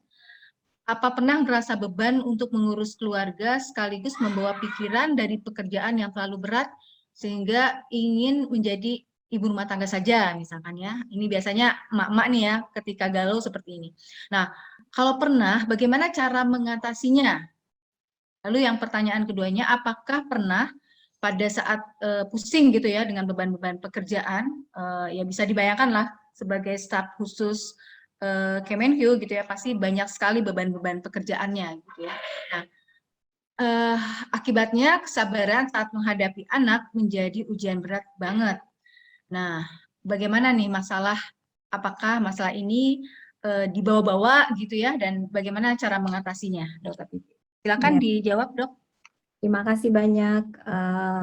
Jenuh, kalau jenuh saya nggak pernah jenuh ya, karena saya memilih pekerjaan yang memang saya suka ya dari awalnya. Jadi sejauh ini itu kalau saya nggak bekerja, saya malah merasa apa itu ya, bukan bosen, maksudnya merasa tidak nyaman gitu kalau saya tidak bekerja. Jadi dulu waktu saya awal-awal menikah itu kan saya masih sekolah ya, masih sekolah. Terus kalau summer tuh saya pasti pulang ke Indonesia, terus menemani suami saya di mana dia ditugaskan. Dan satu kali memang satu kali itu aja summernya. Beliau waktu itu bertugas di kota kecil ya di Jawa, namanya Korea kita bilangnya. Itu daerahnya jauh lah, beda dengan Jakarta yang hiruk pikuk gitu kan. Dan saya kebetulan memang cuti sekolah ya, memang tidak bekerja. Jadi di Kroya sendiri, suami ke kantor, tidak punya anak dan tidak punya rumah kan kalau kerja di daerah gitu. Jadi saya merasa bingung gitu ya, malah jadi pusing kalau nggak bekerja. Jadi memang bukan tipe saya yang tidak bekerja itu. Jadi saya nggak pernah jenuh kalau soal kerjaannya. Saya nikmati kerja saya. Sama seperti Kapten Oli tadi, kayak menikmati sekali jadi pilot, dan saya admire banget Kapten Oli. Nah, terkait tadi merasa capek atau udah limit gitu ya, udah sampai mencapai limit, itu mungkin waktu saya kuliah ya, waktu saya ambil PhD itu, karena memang bebannya berat dan punya anak 3 tanpa ART ya, by the way kalau di luar negeri. Nah itu saya memang pakai nggak lulus segala kan, dan saya nggak pernah nggak lulus tuh dari zaman kuliah S1 atau dari SD, itu nggak pernah saya nggak lulus. Jadi itu down banget tuh ya saya waktu itu. Dan saya pikir, aduh ini nggak akan pernah selesai, mengingat beban mengurusi 3 anak ya. Tapi ya lifeline saya ya tahajud. Jadi malam-malam ya sholat, sambil nangis-nangis lah biasa ya. Jadi dapat ketenangannya ya setelah sholat biasanya. Makanya saya bilang tadi selain usaha kayaknya mungkin yang paling dominan itu doa. Ya. Mungkin itu ya Mbak If, sorry. Baik, ini masih ada satu pertanyaan lagi nih dokter. Mbak Titi, saat menjalani perjuangan penuh drama, apalagi saat di negeri orang gitu ya, emak-emak postgraduate dengan 3 anak, pernah nggak ada dalam dilema ngerasa lelah dengan semuanya, ingin berhenti saja, dan apa yang menguatkan Mbak Titi untuk terus bangkit dan menyelesaikan dan meraih semuanya? Tadi sebenarnya sudah dijawab ya dengan doa, tapi mungkin ada lagi yang bisa disampaikan buat teman-teman di sini. Ya, ya itu yang utama sih memang doa. Itu kalau udah hopeless banget tuh begitu deh. Saya tuh pasti sholat ya, karena kan banyak sekali tuh problemnya melakukan PhD dengan 3 anak begitu. Tapi mungkin satu hal lagi yang membuat saya akhirnya selesai itu adalah pikiran bahwa ini udah jauh sekali perjalanan, udah pengorbanannya udah besar sekali gitu ya. Terus kalau nggak selesai kan kayaknya gimana gitu. Jadi akhirnya diselesaikan dan kebetulan memang banyak hal yang mendukung untuk saya selesai ya, terutama supervisornya super baik gitu kan. Setiap summer itu saya boleh pulang, judulnya itu field work. Dan saya angkut-angkut lah anak saya, biasanya kalau summer itu liburnya tuh hampir 3 bulan. Dan kalau libur 3 bulan itu anak-anak gak boleh ditinggal di rumah. Mereka harus dimasukkan ke yang namanya summer camp. Dan itu duit lagi tuh.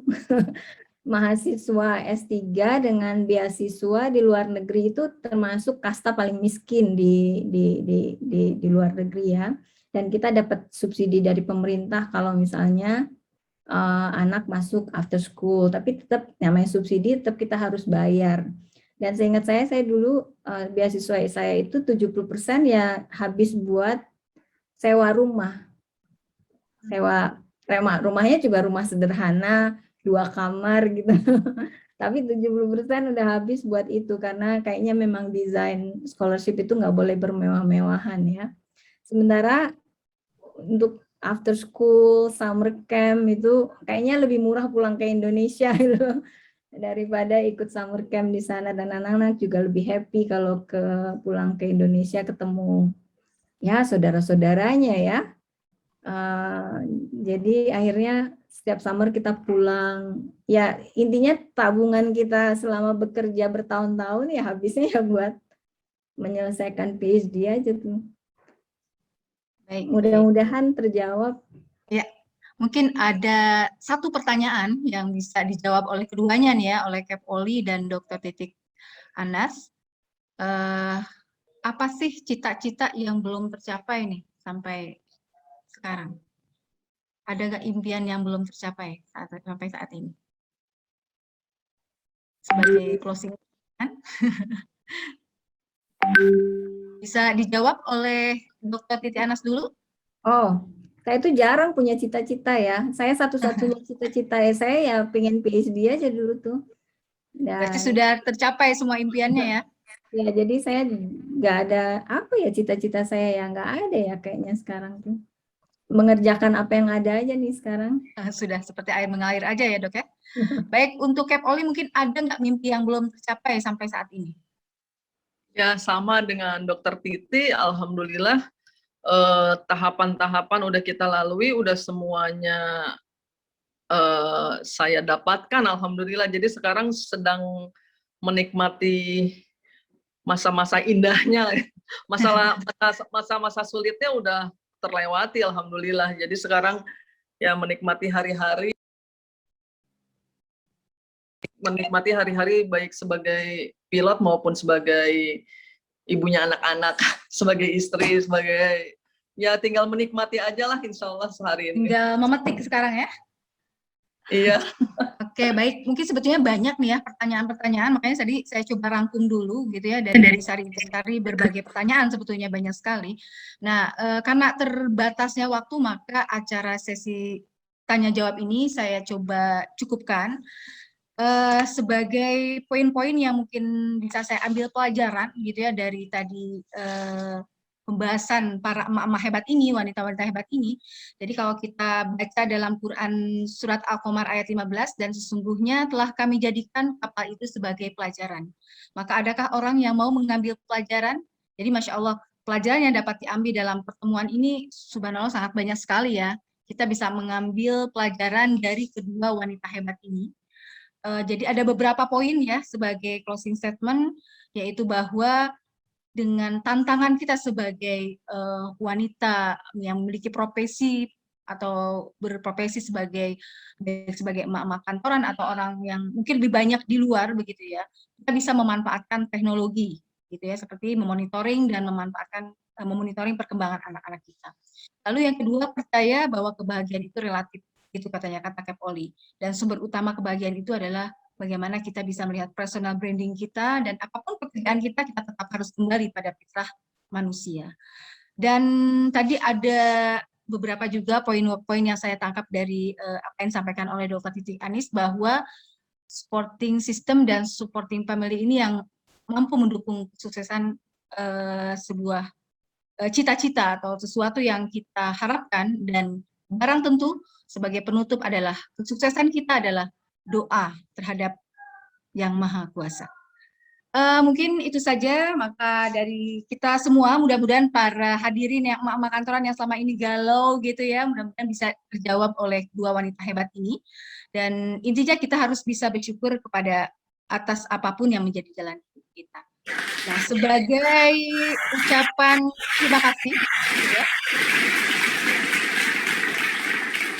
Oh, ada tepuk tangan ya, saya kira hujan.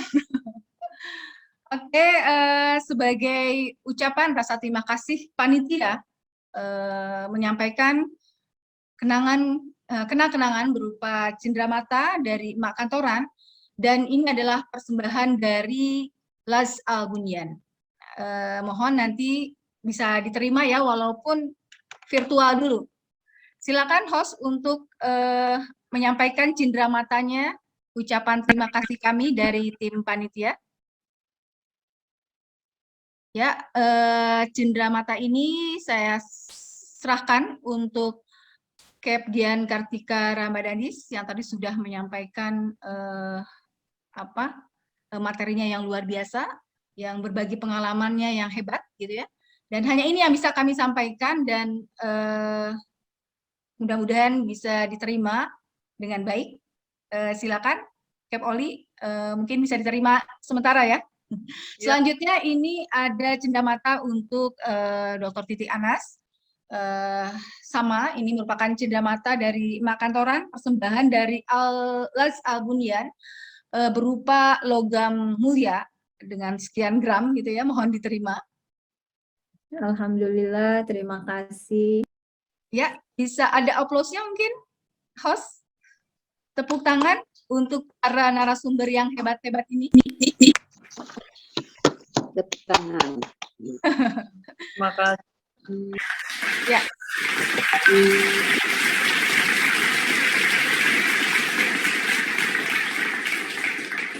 Oke, walaupun terlambat tapi tetap menyemarakan acara kita ya, tepuk tangannya.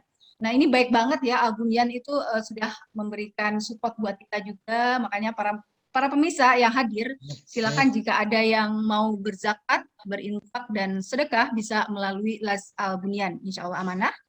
Dan sebelum saya serahkan kepada MC untuk mengumumkan para peserta terbaik di berbagai rangkaian kegiatan kami, kita sesi foto dulu ya.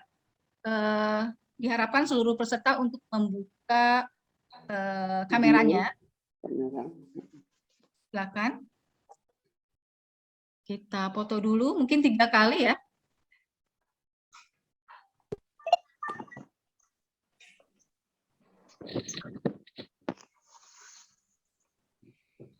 Sudah berapa kali nih fotonya?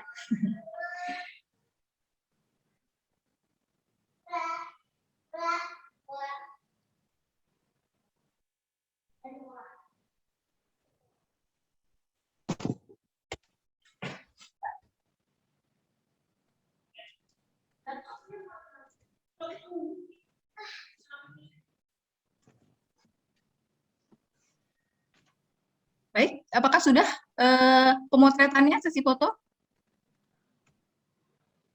Sudah rupanya ya. Baik, sekali lagi saya mengucapkan terima kasih kepada para narasumber yang hebat, luar biasa, dan mudah-mudahan menginspirasi buat kita semua yang ada di sini. Dan saya coba kembalikan lagi kepada Mbak Suci Julianingsih sebagai MC yang akan mengantar kita sampai dengan penutupan acara. Ya, saya kembalikan kepada Mbak Suci. Waalaikumsalam warahmatullahi wabarakatuh. Waalaikumsalam warahmatullahi wabarakatuh. Makasih Teh Iif. Izin tepuk tangan lagi Bapak Ibu teman-teman semuanya. Meskipun nggak kedengeran nggak apa-apa, yang penting ramai di gambarnya. Oke. Makasih ya. Sudah sampai jam 9.15. Ini luar biasa. Sebelumnya saya mengucapkan terima kasih yang luar biasa sekali untuk manggilnya apa nih? Teh Oli, Kep Oli, sama Bu Titi. Masya Allah, terima kasih ilmunya, sharingnya, dan pengalaman yang baru lagi buat kita. Alhamdulillah memang dalam setiap sharing sessionnya Makantoran kita berusaha untuk menghadirkan orang-orang dengan background yang berbeda-beda, dan ternyata semakin hari itu semakin amazed gitu ya, banyak ternyata banyak aktivitas-aktivitas wanita yang di luar sana yang luar biasa, yang kadang nggak kepikiran gitu di kita yang saya pribadi mungkin yang baru punya anak satu, kerjanya masih ASN aja kayaknya udah riweuh gitu ya. Ternyata ada yang riweuh lagi sebenarnya. Mungkin kalau di posisi Ibu Titi atau sama Kep Oli, saya udah hands up deh. Mohon maaf nih, saya nyerah duluan gitu ya. Terima kasih ilmunya, sharingnya ya ke Kep Oli sama Mbak Titi, itu Dokter Titi luar biasa sekali. Baiklah Bapak Ibu, teman-teman semua, karena udah malam juga nih, tanpa saya mohon izin ya sedikit menginformasikan. Jadi kita itu di Makantoran kita sudah pernah ada beberapa kelas seperti yang tadi sudah kita sampaikan. Yang pertama ada kelas menulis, ada kelas dapur pintar, dan yang terakhir kali ini kita ada challenge untuk membuat video tentang Makantoran. Nah, ini alhamdulillah nih ada sedikit hadiah, bukan hadiah nih, hadiah apa? Ada sedikit inilah kenang-kenangan dari kami tim Makantoran untuk peserta-peserta yang sudah hadir, dan maksudnya ketika mengikuti kegiatan itu sudah luar biasa sekali. Nah, untuk yang pertama saya izin untuk mengumumkan peserta terbaik di kelas menulis. Di kelas menulis ini yang sudah menghasilkan tulisan juga di antologi Makantoran. Kami izin menginformasikan itu hadiah akan kami berikan kepada Mbak ES Wiyanti. Ada Mbak Wiyantinya mungkin di sini hadir? Kalau ada boleh dibuka open mic, Mbak. Mbak Emi. Mbak Emi, ada Mbak Emi Wiyanti, izin? Eni Sasuyanti. Eni Sasuyanti. Oh ya, ini dia Mbak Eni. Boleh open cam sedikit, Mbak. Selamat ya jadi peserta terbaik. Insya Allah nanti akan dihubungi panitia untuk mendapatkan hadiahnya. Terus yang kedua, sama-sama Mbak Eni. Mohon maaf ya salah. Namanya maklum ini udah agak-agak menjelang malam, alasan aja itu. Yang kedua itu adalah peserta terbaik di kelas dapur pintar. Nah, di kelas Dapur Pintar ini hadiahnya dipersembahkan dari Dapur Pintar yang sudah waktu itu berkolaborasi dengan kita untuk kelas Dapur Pintar yang pertama dengan Makantoran. Nah, ini peserta terbaiknya ada Mbak Dwi Mulyatin. Ada nggak Mbak Dwi Mulyatin? Tepuk tangan. Terima kasih. Mana ya? Oh ya. Halo Mbak, selamat ya. Nanti hadiahnya akan sama-sama. Mudah-mudahan udah dipraktekin tuh ya. Cara masaknya yang cepat dan lain sebagainya. Kalau saya belum. Alasan lagi. Merapi-rapikan kulkas dan lain sebagainya masih PR lagi nih. Kemudian, nah ini nih. Sebelumnya mungkin hostnya kita mau kasih lihat dulu juara ketiga. Jadi kita bikin challenge Makantoran untuk milad Makantoran yang ketiga ini. Kita bikin challenge untuk membuat video. Ternyata memang ibu-ibu itu kalau udah kerja susah juga gitu untuk bisa. Nah, ini kami berterima kasih kepada teman-teman yang sudah berpartisipasi untuk ikut di video challenge yang Makantoran. Meskipun mungkin nggak menang, nggak apa-apa. Itu insya Allah sudah dapat hadiahnya apa? Tepuk tangan dari kita semua. Terima kasih sekali sudah ikut berkontribusi dan mudah-mudahan itu nanti akan memberikan banyak inspirasi juga untuk teman-teman yang lain. Kita boleh intip sejenak, mungkin host bisa bantu kita lihat dulu juara ketiga. Juara ketiga untuk mau langsung juara pertamanya. Oke, siap. Untuk juara pertama saja video challenge emak.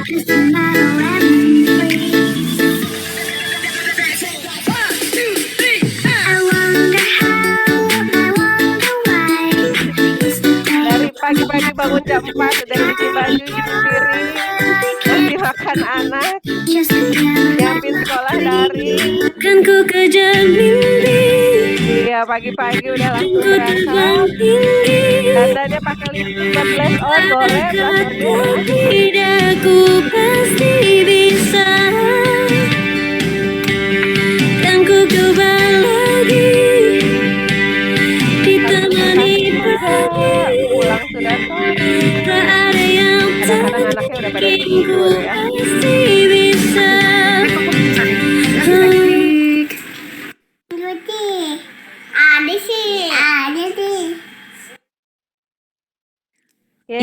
Selamat dulu untuk Mbak Winanti Mela Rahayu. Insya Allah mendapatkan juara pertama dan hadiahnya adalah voucher OVO atau GoPay senilai Rp400.000 yang dipersembahkan oleh Pegadaian Syariah.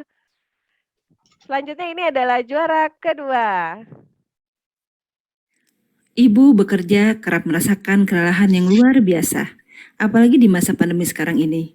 Di kantor pun kita harus menyempatkan diri untuk memberikan perhatian terhadap anak-anak kita dalam aktivitas sekolahnya. Namun, segudang rutinitas, rumah selalu siap menyambut dengan sukacita. Terutama anak-anak yang ingin segera dipeluk dan bermain bersama ibunya. Inilah kisah dari kami, emak-emak kantoran.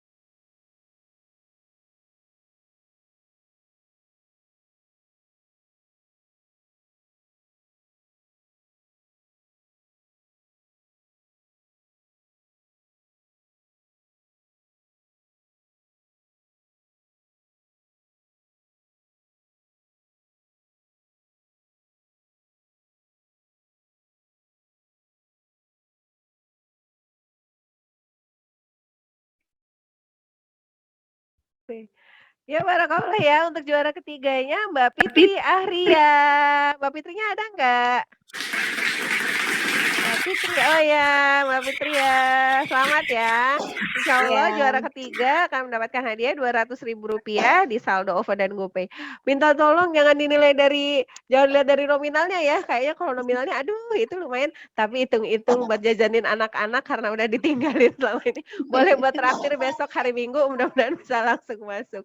Nah, terima kasih kami ucapkan kepada Pegadaian Syariah yang sudah memberikan hadiah untuk lomba di video challenge Makantoran kali ini. Terima kasih Pegadaian Syariah. Ini ada hadiah sertifikat juga ya, Taif? Ya, iya, sertifikat untuk yang juara pertama saja ya. Oke, juara pertamanya mau dikasih dulu nih virtual nih. Tadi Mbak Winanti Melia Rahayu manggilnya apa ya Mbak? Mbak mic-nya Mbak belum di on. Halo, terima kasih. Mbak manggilnya apa Mbak? Winan. Oh Mbak Winan, oke Mbak Winan. Aku pura-puranya ngasihin ya, selamat ya peserta terbaik di juara video challenge. Kemudian untuk yang berikutnya untuk di dapur pintar ada sebentar mana dia tadi?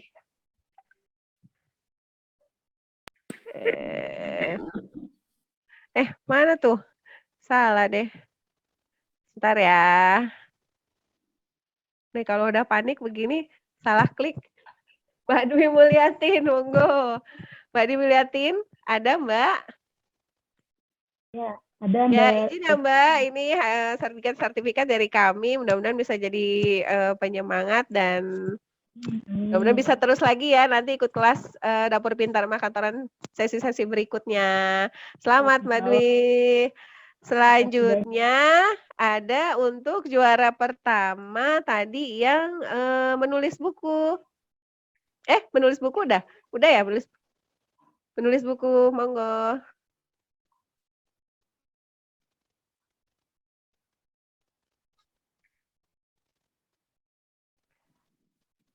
Mbak Eni selamat ya. Makasih. Iya, panitia boleh dong difoto nih yang pemenang-pemenangnya. Sudah siap lah, sudah ya?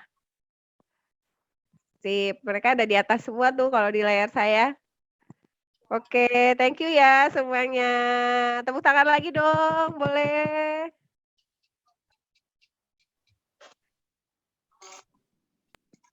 Nah, selanjutnya ini kami akan agak telat ya, tepuk tangannya nggak apa-apa. Tanpa mengurangi rasa hormat, tapi tetap inilah. Nah, selanjutnya kami nanti mohon izin sedikit menginformasikan peserta yang mendapatkan door prize dari sponsor-sponsor kami. Nah, itu yang tadi hadir duluan, ada Mbak Dwi Setiarini dengan Mbak Ira Virgowati. Selamat ya, insya Allah dapat door prize juga. Dan dari pilihan pertanyaan penanya tadi ada beberapa, dan punten nggak bisa semuanya dapat hadiah, tapi mudah-mudahan nggak langsung ninggalin Makantoran kan. Yang dapat selamat ya. Ini ada Mbak Nuraini, Mbak STN, Mbak Endang Yunipe, Mbak Zahara Mardiah, Mbak Novita Sari, dan Mbak Dwi Setiasari. Selamat ya, nanti bisa dilihat di chatroom, bisa menghubungi Mbak Desi atau yang ada di flyer, ada nomornya, nanti bisa hubungi ke sana. Nah, sekarang satu lagi saya minta bagi peserta yang hadir hari ini yang ulang tahun di bulan Oktober selain founder Makantoran. Ayo. Yang boleh hands up, boleh raise hand. Yang hadir bulan Oktober insya Allah akan mendapatkan hadiah khusus dari Makantoran. Mohon maaf ya, itu Desi Rahmi Trisatya nggak dikasih ya. Anda founder ya, mohon maaf ya. Tolong diturunkan, tolong. Yang lain boleh? Lilis Kurnianingsih, Liliska. Lilis Kurnia, oh iya ada Kak. Terima kasih Kep Oli. Di mana ya? Liliska. Mbak Liliska, boleh dong. 27 Oktober. Wah, 27 Oktober. Oke, Mbak Lilis. Dicatat ya panitia. Saya belum ketemu nih. Saya belum ketemu mana Mbak Lilis, Mbak Lilis. Ya, tadi ada. Bentar. Atau nggak apa-apa, Cap, nanti di info aja ya, Cap. Tadi hadir kan Oke. beliau ya, Cap ya? Oke. Iya. Hatur nuhun. Selamat ya buat Mbak Lilis, peserta lahir 27 Oktober. Nanti bisa hubungi Mbak Desi yang ada di flyer nomornya. Baik, alhamdulillah teman-teman, Bapak Ibu semuanya. Ada pasangan lagi.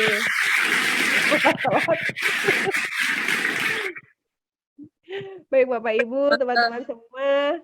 Lagi tuh Pak Anjali. Ya, Cap. Anjali 26 Oktober. Oh, ada Anjali. Oh, ini ada nih Anjali hadir ya? Iya. Gelap-gelapan nih kayaknya. Ada. Halo Mbak, boleh Mbak dibuka mic-nya, open mic boleh deh. Hadir Anjali. Siap. Masih ada kok jatahnya, dapat juga. Selamat Mbak Anjali. Nah ini Mbak Anjali nanti hubungi Mbak Desi ya, yang ada di flyer. Halo. Halo. Ini untuk yang absen pertama hadir itu Ira Virgorita, bukan Ira Virgowati ya. Oh, Ira Virgorita. Salah, bukan Ira Virgowati. Mohon maaf ya. Ada yang sama katanya namanya. Oh, gitu. Mohon maaf ya. Oke, baik. Baik. Nah, baik Bapak Ibu, teman-teman semua, alhamdulillah kita sudah berada di akhir acara kita. Sebelumnya kami mengucapkan banyak terima kasih kepada semua yang telah mendukung terselenggaranya sharing session kami yang ke-9 ini. Mohon doanya semoga Mak Kantoran bisa terus memberikan kontribusi, terus berbenah, terus bisa membersamai teman-teman semua untuk tetap bisa menjaga kodratnya sebagai seorang wanita meskipun kita bisa bekerja. Ada satu quote yang saya ingat tadi yang cintai pekerjaanmu atau lakukan bekerjalah dengan apa yang kamu cintai, nanti kamu tidak akan pernah merasa bahwa itu adalah pekerjaan setiap harinya. Dan semoga apa yang kita lakukan setiap hari, yang tadi kata Cap Oli itu yang saya bilang tadi mungkin sudah diulas sama Taif ya. Kita harus menjadi apa ya, memberikan nilai kepada diri kita. Branding kita itulah yang akan memberikan nilai kita kepada orang lain. Ketika kita sudah berada di satu titik, kita sudah menjalani itu, maka tekuni, asah kembali sehingga kita bisa lebih gemilang di situ, bisa lebih cemerlang di situ. Terima kasih ilmunya kepada Cap Oli, Mbak Titik dan semua teman-teman yang telah mendukung acara ini. Dan tak lupa sponsor Pegadaian Syariah, terima kasih atas hadiahnya. Las Albunnya juga terima kasih. Emasnya ya, terima kasih. Kemudian ada Madu Petani, Awesome Gift, ada Ligan, ada El Madina, Pangan News, Family Akikah, Wiwit Yogurt, dan Citra Media Tama. Kami mengucapkan terima kasih yang sebesar-besarnya atas support yang berikan. Hanya Allah yang mampu berikan balasan. Insya Allah bisnisnya, usahanya, semuanya akan semakin sukses dan berkah. Dan terima kasih juga untuk yang hadir pada hari ini dan teman-teman panitia semuanya. Assalamualaikum warahmatullahi wabarakatuh. Salam dari kami, kurang lebihnya mohon maaf. Assalamualaikum, malam. Mbak Uci. Ya Teh. Mungkin ada spesial juga yang hadir sekarang, ada diskon tambahan 10% untuk pembelian buku Diari Mak Kantoran. Oh iya tuh, yang mau order Diari Mak Kantoran, nanti bisa hubungi panitia yang ada di sini, diskon 10% untuk yang hadir hari ini. Insya Allah ceritanya bagus-bagus, layak untuk dibaca. Itu yang nulis teman-teman semua. Makasih semuanya ya.